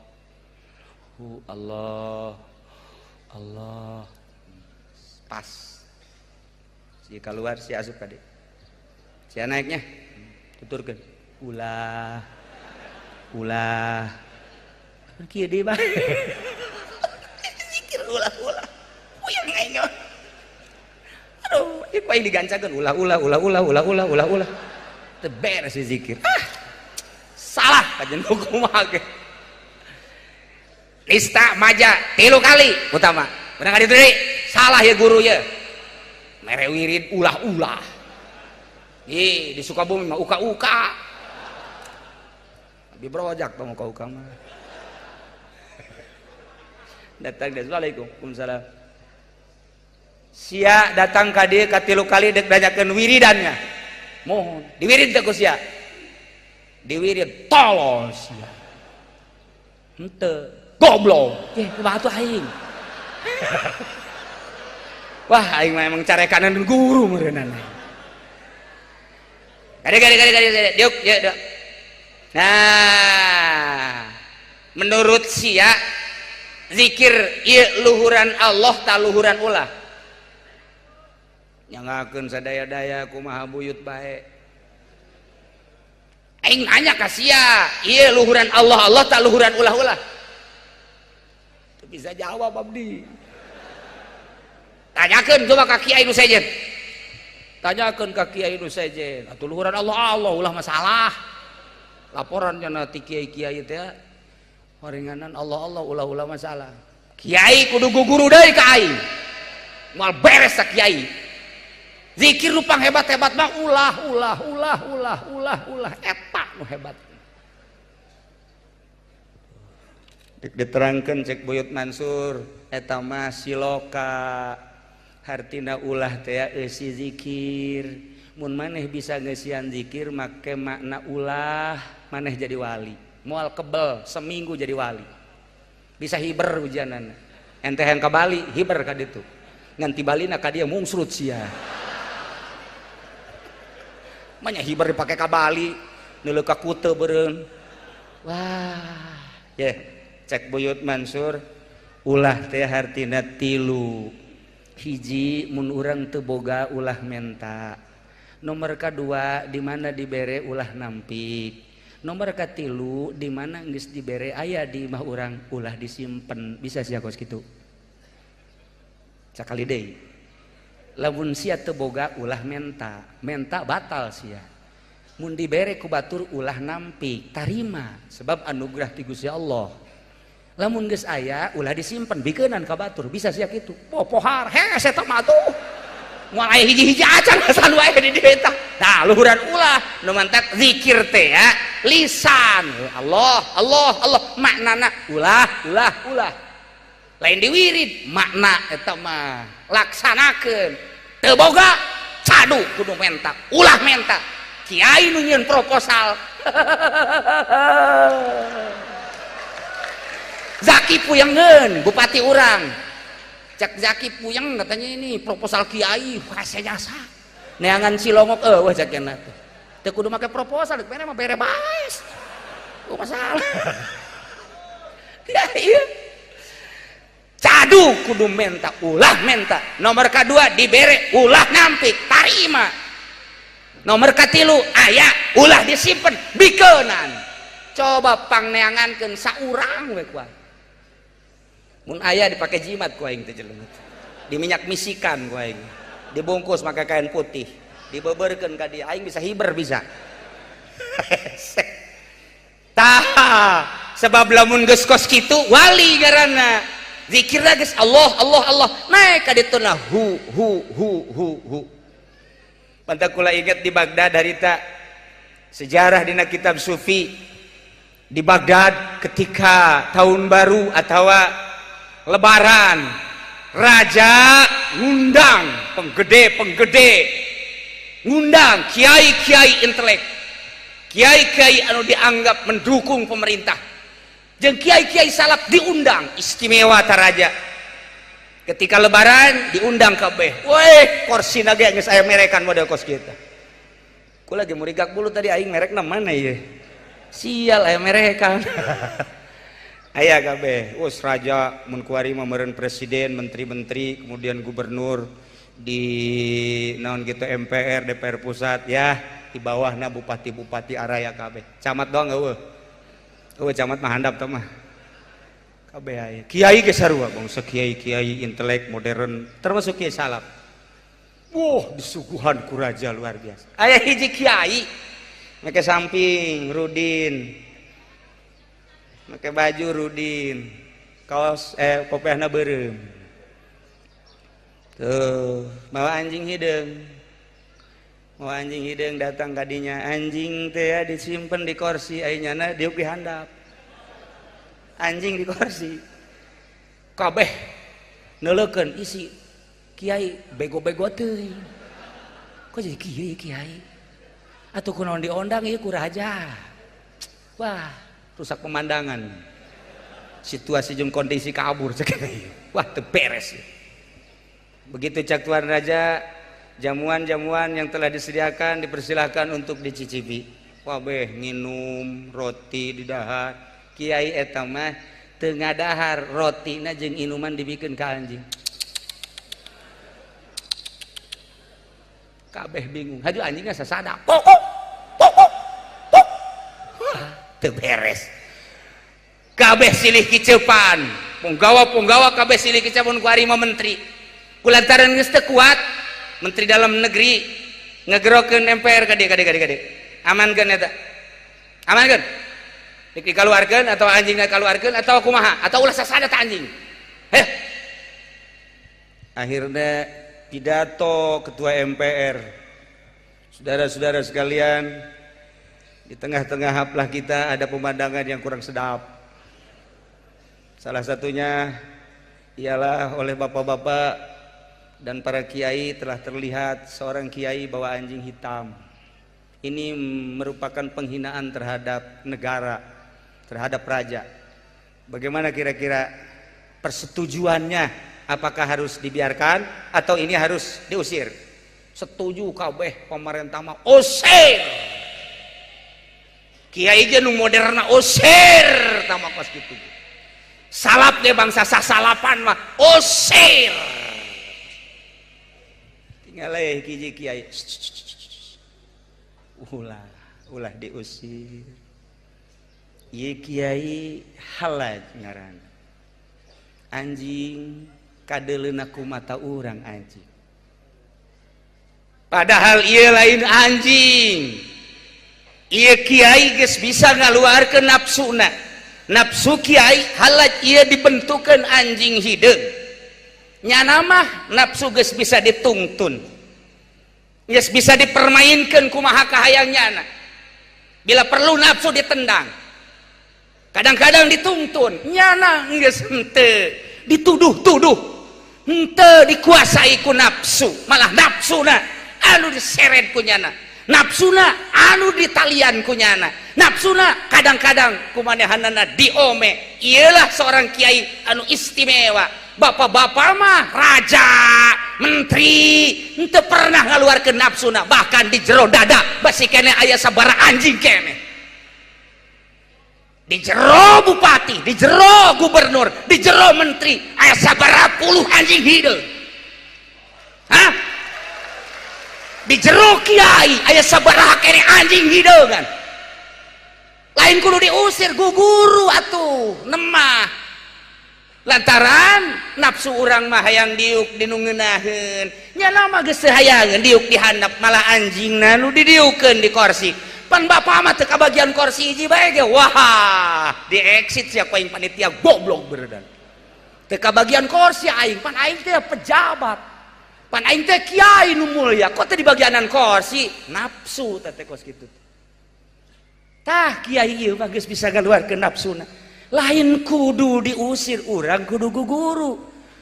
Lamun negara bisa ngaluarkeun nafsuna model kiai ieu moal terjadi seperti anu ngadekem di ditu. Salamet ujianana. Kula mah sedih atuh. Lamun Anas kudu ngadekem pan teh kiai. Bejana di Tangerang ge pajak kiai nya nu bakal ngadekem kan kiai. Tuh nya unggut-unggutan heuh. Asana Ki Pudoli meureun. Wah, teu beres.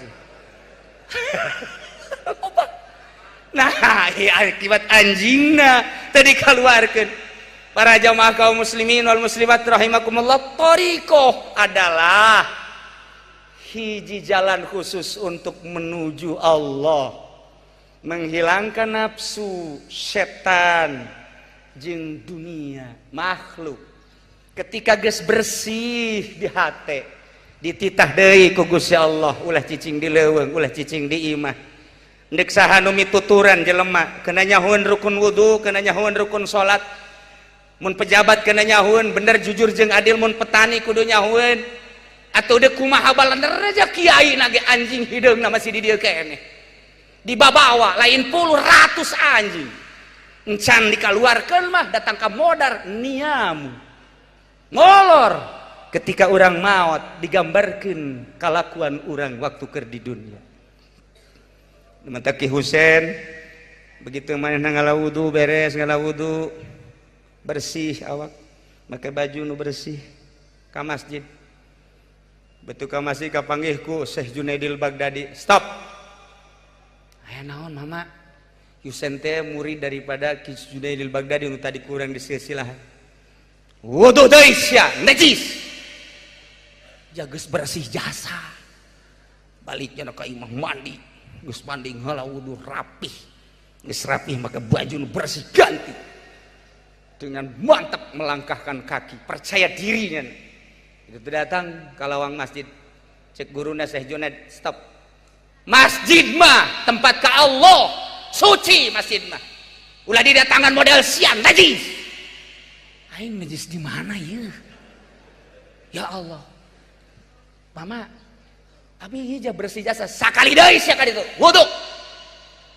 ceknya sial meureun baju ye apa nang pamere bupati gitu ye sial ye masalah maksudnya atuh lamun bupatina korupsi aya Zaki mah tuh henteu mantap ih sok salah bae tuh lamun bupati Agus Junarang ngerendem iya masalah tuh ieu mah aman kadituna mudah-mudahan aman selanjutnya oh amin deulekeun lamun nyana korupsi ya urang nu ngadili janang urang milih pan bener teu yeh ulah hese-hese mun kadenge korupsi bebeja ka kula maksudnya dek naon dibenta korupsi barengan pajaki jeung kula mun 1 miliar sing 500 teu beres balikan deui ke dongengnya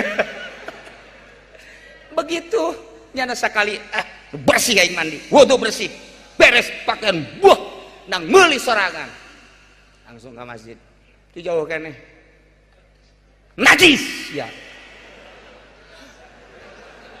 geus beak cak jalan geus beak abdi ieu wajan kuku bage geus teu bisa coba najis pelebah mana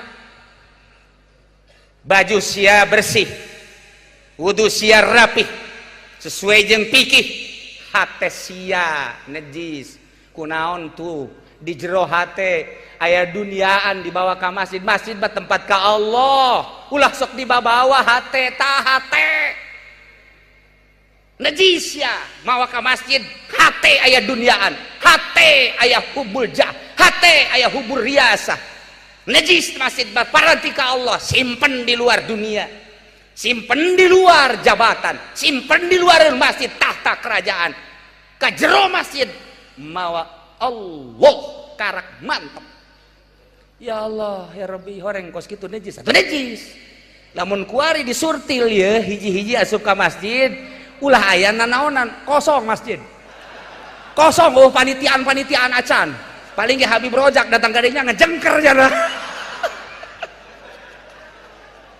ya Karim urang menyaritakeun urang laler nyaritakeun anjing sejuta anjing aya di awak urang cerita najis awak urang pinuh ku najis masih kena loba keneh cerita-cerita supi komo Tuan Syekh Abdul Qadir memanakibna geus luar biasa kakarak cerita tadi bae ge urang ti buyut bangsur masyaallah luar biasa urang teh boga jimat ngamanta kukula harita Patriana rada didukung kamari ieu WH rada didukung supaya jadi gubernur hiji kula mah hayang ngaberesan eta doang tang makam nu sajan-sajan mah sabodo lah teh mah makam doang abe urang zarah ka ditu kapanggih jeung sajeng nang ngabangun makam babari pan ieu zarah urang teu puguh situs anu luar biasa mantak doakeun Pak Zaki supaya jadi gubernur benar supaya bisa ngabangun Banten benar memeh Zaki atuh WH supaya jadi gubernur nah lamun WH embungan atuh kula aduh Masya Allah iya zarah urang teu nyaman kapanggih jeung urang Banten teh sieun urang wah ieu jawara teh lain ya Haji Kasan mah geus paeh hasan tapi ieu potonganna akur ya itulah para jamaah kaum muslimin wal muslimat rahimakumullah kula mengisi tentang silsilah kemudian ala kadar nyebit torikoh ulah wani-wani besi aya nu ngembangkeun torikoh mending tanya heula lantaran kadituna bakal cilaka kakara kupasan nomor kahiji kosru kadua katilu kakarak datang ke lub encan diparut dijieunkeun aci kakarak jadi waliun min auliaillah kabelah dituna mun geus jadi wali aneh deui kumaha anehna mun tadi anti dunia geus jadi wali leuwih anti kana dunia ngan duniana ngahadam mantak wali mah model mun baju pang bagusna mun mobil pang bagusna naik Lexus terus wali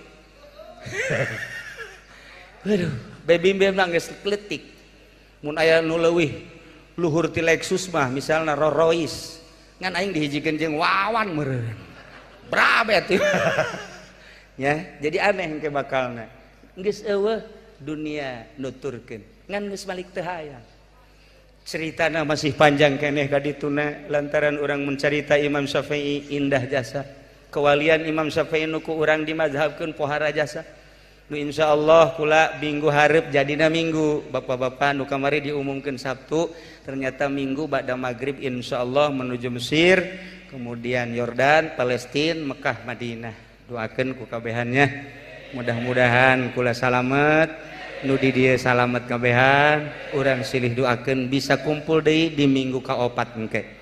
Para jamaah kaum muslimin wal muslimat rahimakumullah can anggeus carita thariqah ngan dicukupkeun sakieu heula ala kadar jang gambaran-gambaran bae encan nyaritakeun tentang karomah-karomahna nyaritakeun karomah Buyut Mansur nu sok didongengkeun ku kolot urang ku guru urang pohara jasa aya jelema nu menta wiridan lantaran di lemburna loba pamalingan batang ka Buyut Mansur dibere wiridanan apan mantep geus kieu bae wiridanana nya wiridkeun ku sia rezeki geus dibagi milik moal pahili sia nyaho aing leuwih nyaho wiridkeun eta ku sia tengah peuting ge pamalingan moal daekeun beneran diwiridkeun rezeki geus dibagi milik moal pahili sia nyaho aing leuwih nyaho rezeki geus dibagi milik geus sia nyaho aing leuwih nyaho aya pamalingan kading bo atuh aing dikanyahokeun burungkunya sia nyaho aing leuwih nya ya Allah ya Rabbi isuk-isuk nang hampura henaon kula hampura aduh geus dikanyahokeun kula teu dek maling ya Allah wiridan manjur amat ieu sakeun coba minta ke Habib Rozak lain kos kitu punya nama ya goniu ya goniu ya goniu ya goniu nya nama serius minta wiridan bari nya teu sugi-sugi ya goniu ya goniu tapi Buyut Mansur mah mere wiridan teh pohara jasa tah masuk inget ka di itu teh anu sok kurang di jarahan teh di mana di Madura sakara Ki Khalil Bangkalan muridna teh ya muridna ye rakyat melak bonteng asal deuk diala geus kapiheulan ku pamalingan asal isuk deuk diala geus kapiheulan ku pamalingan aduh sakeuna aing nu melak batur nu ngasaan kadanan ngajual atuh ngasaan sakeuna aing bebeja we ka guru aing Ki Khalilna keur magahan santri pas jurumiyah keur magahan jurumiyah pas datang waalaikumsalam bari ceuri naon kula melak bonteng ajo bonteng dari piheulaan ku pamalingan ajo maksudna pamalingan supaya beunang lah geus bae lamun aya pamalinganana tah mama keur ngaji Zaidun Qaimun bacakeun Zaidun Qaimun artinya Zaidun Qaimun teh Ki Zaid nangtung geus bae nya ka ditu bener pas datang ka ditu tak isuk-isuk aya pamalingan keur maling bismillahirrahmanirrahim Zaidun Qaimun pamalingan nangtung bae kieu bae manjur Zaidun Qaimun anu merena wali coba nu merena Habib Rozak gelut di dieu wali banjur wali mah teu kudu hese jeung wali mah Masya Allah sampai sapeting nangtung bae bebeja deui nya ka mama ulah nangtung bae sedangkeun pamalinganna atuh tatangga kula tah ieu mah supaya cager deui cager deui neruskeun nu kamari Zaidun Roja'a Ki Zaid balik hartina bacakeun ka ditu ge datang ka ditu Zaidun Roja'a bang alhamdulillah sakian aing kunaon ku sia atuh disirep nangtung bae wiridan naon eta asal pamalingan Zaidun Qaimun supaya nangtung bae coba ku aing dek disiat dek dicoba bener di kebon nu sejen aya nu maling Zaidun Qaimun terus bae maling sial teu manjur masih loba keneh dongeng carita teu kudu ka Bagdad di carita sekitar urang ge wali-wali Allah Masya Allah luar biasa iyalah urang cinta ka Kangjeng Nabi cinta ka para wali Allah atuh teu panasaran sebab Kangjeng Nabi nu dicintai ku Allah wali Allah nu sangat dicintai ku Gusti Allah atuh manya urang mencintai nu dicintai ku Gusti Allah henteu kabawa ka ditu mudah-mudahan urang kabehan nu hadir di dieu khususna umumna muslimin wal muslimat kabawa ku Kangjeng Nabi urang Kangjeng Nabi Muhammad sallallahu alaihi wasallam di bawah bendera Kangjeng Nabi Muhammad sallallahu alaihi wasallam dihijikeun jeung Sultan Aulia Syekh Abdul Qadir Al Jailani qaddasallahu sirrahul aziz. Itulah para jamaah kaum muslimin wal muslimat rahimakumullah sekilas adapun cerita tuntunan thariqahna eta mah rahasia engke bae saha nu hayang silahkan datang ka kula atawa ka Habib Rozak silahkan tama datang di mana geus gede hutang datang frustasi ngaranna teh mah kula neuk norekat bae emang kunaon kitu lah geus teu hayang usaha cekeun emang kunaon hutang sabelit hulu sia mah lain neuk norekat frustasi mah gitulah para jamaahnya hapunten tina sabudaya kalepatan sareng kakiranganana urang kupingkeun tamu urang anu tiaman Habib Zaid bin Yahya kalersan hampura aya nu membisiki kadu ka kaula hiji Kiai Nur Hasan Cikande nuju kritis urang doakeun kadua Kiai Gomrowi Panggang nomor katilu Habib Lutfi anu direncanakeun bakal ka dieu kelelahan manehanana hampura-hampuraan sangat lelah acara keur peuting ge setengah acaranya pulang lain teu maksud ka dieu sangat lelah cek mana teh bisa dipaksakeun padahal nya tetep hatena di dieu urang doakeun mudah-mudahan dibere kekuatan ku Gusti Allah Subhanahu wa taala jeung urang ge sarua mudah-mudahan dibere kekuatan ku Gusti Allah sehingga urang dihijikeun jeung para ulama para habaib jeung para zuriat-zuriat Kangjeng Nabi para aulia Allah di bawah bendera Kangjeng Nabi urang Kangjeng Nabi Muhammad sallallahu alaihi wasallam sakitu bae pihatur tisim kuring ngapunten tina samudaya kalepatan sareng kakiranganana wallahul muwaffiq ila aqwamit thoriq wassalamu alaikum warahmatullahi wabarakatuh.